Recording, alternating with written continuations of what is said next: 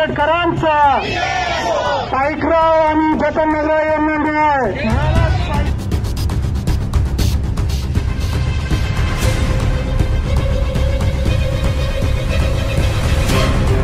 शिंदखेडा तालुक्यातील पत्रकार आणि धुळ्यातील महसूल अधिकाऱ्यावर हल्ला झाल्याची घटना नुकतीच घडली होती। या घटनेनंतर पोलीस प्रशासनानं काही हल्लेखोरांना ताब्यात घेत अटकही केली आहे। मात्र कठोर कारवाईच्या मागणीसाठी आंबेडकरी समाजाच्या वतीनं धुळ्यामध्ये मोर्चा काढण्यात आला होता।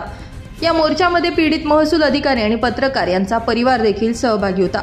शहरातील विविध भागातून आंबेडकरी समाजातील नागरिक सहभागी झाल्यानं धुळ्यात निळं वादळ अवतरलं होतं।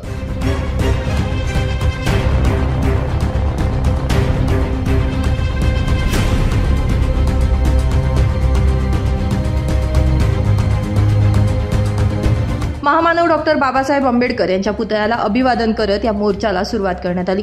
यावेळी हल्लेखोरांच्या विरोधात जोरदार घोषणाबाजी करत मोर्चा मार्गस्थ झाला।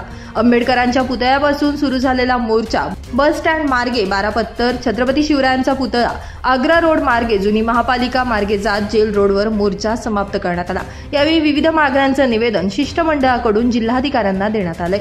याचबरोबर संबंधितांवर कारवाई करण्याची मागणी देखील यावेळी करण्यात आली।